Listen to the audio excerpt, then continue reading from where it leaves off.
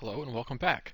This is my first practice problems video, so if you have any suggestions on improvements to the format, things you'd like to see differently, I'd be happy to hear them. But let's get right to it. This one today is going to cover punctuation. If you find it helpful, as always, leave a like, subscribe, comment with any suggestions or questions you might have. So before we get to the actual problems, let's go over what you should do first. So to begin, this is going to be covering punctuation, so make sure you go and watch both of my punctuation guide videos. I'll put a link to both of those in the description. You're going to need to understand these concepts in order to answer these questions and understand my explanations. If you've done that, what I'm going to do in this video, I'll first very quickly flip through the questions. There's going to be 10 of them. So feel free to either pause the video and write down the questions, or pause, write down your answer, and then we can go over those. If you'd rather, you can skip right ahead to where I'm going over the answers, and you can pause as I get to each one and try to answer it one at a time, and then I'll immediately explain it. That's up to you. I'll put timestamps so you can easily see where each problem begins. Another quick note with this being English, in the actual ACT, these types of problems will be presented differently, but test the same thing.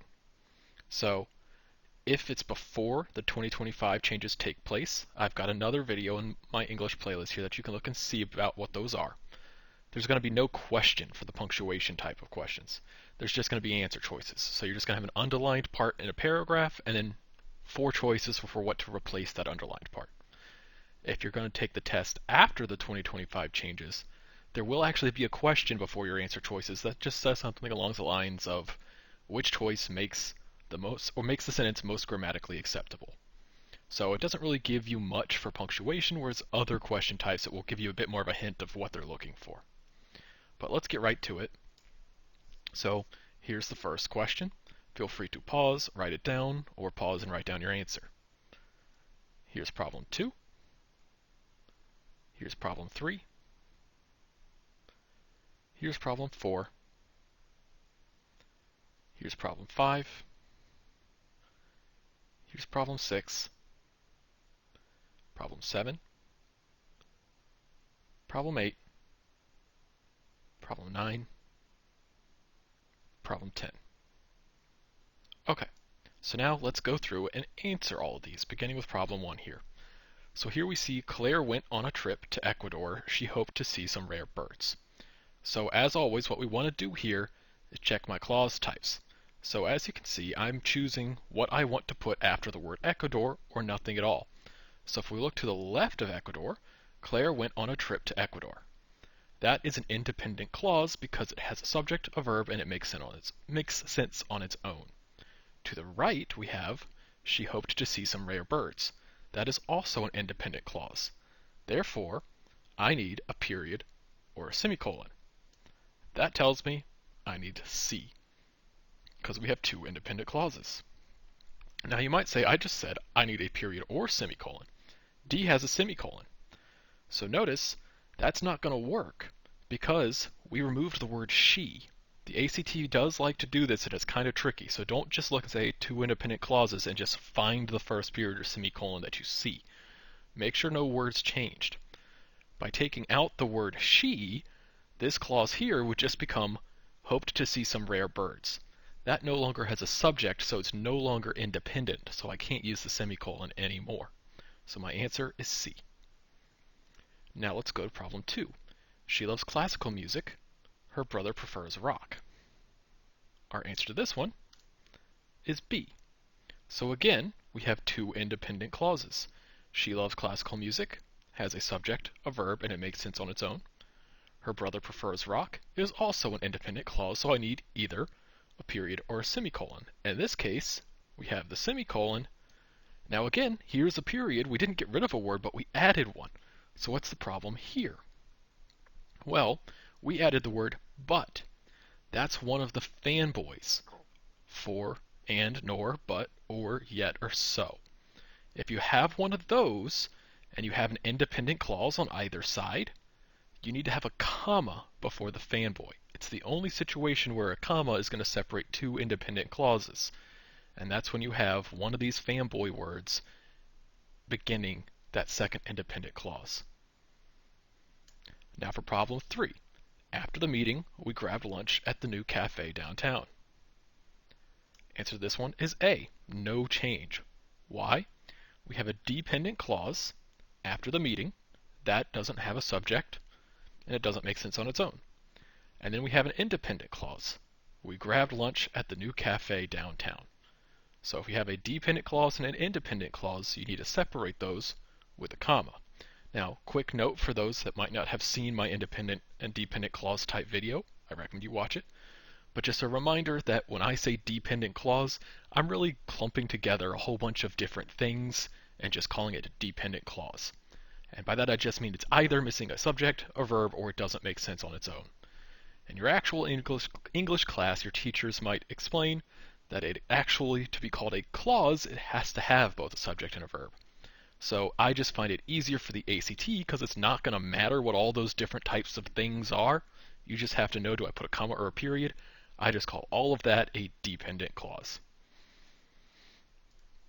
Going to problem 4 here. The car broke down, but we managed to catch the last bus. The answer to this one is B. Why? But is one of my fanboys words. So again, for and nor, but, that's this one, or yet so. So if we check on either side of the word but, the car broke down. That is an independent clause. On the other side of the word but, we managed to catch the last bus. That is also an independent clause. So if we have two independent clauses on either side of a fanboy word, you have to put a comma before that fanboy word. So my answer is B. Problem 5 now. If it rains tomorrow, we'll cancel the picnic. The answer to this one is D. Why? If it rains tomorrow is a dependent clause. It doesn't make sense on its own. It doesn't have a subject or verb. Whereas on the other side, we'll cancel the picnic. That is an independent clause. It makes sense as a complete sentence. So if you have a dependent and an independent clause, you separate those with a comma. Problem 6. George learned an important lesson. You should always double check when the meeting starts. This answer is D. So why? First of all, we have an independent clause. George learned an important lesson that has a subject and verb and makes sense on its own. And following this, we have an explanation of what that lesson was. Remember, a colon can be used for a list, an explanation, an example, or a definition. As long as you have an independent clause before, and then one of those four categories following, you want to use a colon. Now, notice I didn't give you a period or semicolon choice here, because technically that would also be okay, because I have two independent clauses. So the ACT is typically not going to give you the option of a colon or either a period or comma, whichever would be okay, because whatever follows the colon can be independent or it can be dependent, that doesn't matter. But that means you can sometimes replace the colon with a period or a comma or something else. The ACT is very, very rarely going to make you choose between two things that are technically correct and one being better. So hopefully that won't happen, but if you do, lean towards the colon if it actually can be used properly, because it's very rare that you can, and when it shows up, that's often what they're looking for, as long as it is correct. Now let's go to problem 7. This cake, believe it or not, has no sugar in it. This answer is A. Why? Believe it or not is an interrupter. If you don't remember what an interrupter is, that is something that we can take out of the sentence, and the sentence makes sense without it. So if we bring this out of the sentence, we are left with, this cake has no sugar in it. That's a complete sentence that makes perfect sense. If you have an interrupter, you have to use the same punctuation on both sides of it. So I already have a comma here after not, so I need to have a comma at the beginning of the interrupter. Interrupters, you can either use commas, you can use hyphens, these right here, or you can use parentheses. But I can't go with D, because if I do one hyphen, I have to have two hyphens. But I already have one comma here, so the other one has to be a comma. Problem 8. I brought sandwiches for lunch. My sister packed fruit and juice. The answer to this one, D. Why? We have two independent clauses this time. I brought sandwiches for lunch is an independent clause. My sister packed fruit and juice. That is also an independent clause. Both have a subject, both have a verb, and both make sense on their own. So I need either a period or a semicolon. You'll also notice I didn't give you the choice of either a period or a semicolon. I give you one or the other. So there's no period choice here. Now, if you do see both, make sure there's no word changes like in our first two problems. But if they are exactly the same, and just have one with a period and one with a semicolon, they're both wrong because there's no way to choose between them as far as the ACT is concerned. So my answer here is D. Now notice, B, this is another semicolon, so why couldn't I use that one?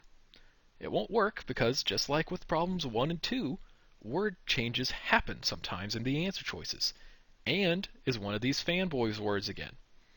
So, if I put a fanboy in here, I have an independent clause, and then I would have another independent clause after the fanboy. This would have to be a comma for B to be correct. If that was a comma, this would be a correct answer choice. So now, problem 9. The weather, as expected, turned cold and windy. The answer this time is C. So just like before where we had an interrupter, we have another one, as expected. I know it's an interrupter because I'm going to test it. Always test that something is an interrupter if you think it is. Let's take out as expected. The weather turned cold and windy. That would make perfect sense. So therefore I can take out as expected. So I need to put either commas on both sides, dashes on both sides, or parentheses on both sides. So in this case, the first comma is already here after weather, so I need to put a second comma after the word expected. Now, notice this one also has two commas, in A, no change, but the problem there is that just uses the word as the interrupter. So if I take this out, I'm left with the weather expected turned cold and windy. That doesn't make sense anymore. So as is not the interrupter. As expected is the interrupter. So be careful with where you put those commas as well. And that's what this is pointing here. You're failing the interrupter test of trying to take it out with answer choice A. So now let's look at the last problem. Paul went to the store and shopped for groceries. What do you think their answer is here? It's going to be A. So for anyone that went straight to D, I put this problem in here specifically for that trick, and the ACT loves to do it. The reason that you went to D is you saw and saw that's one of the fanboy's words. If I have a fanboy, I need a comma in front of it.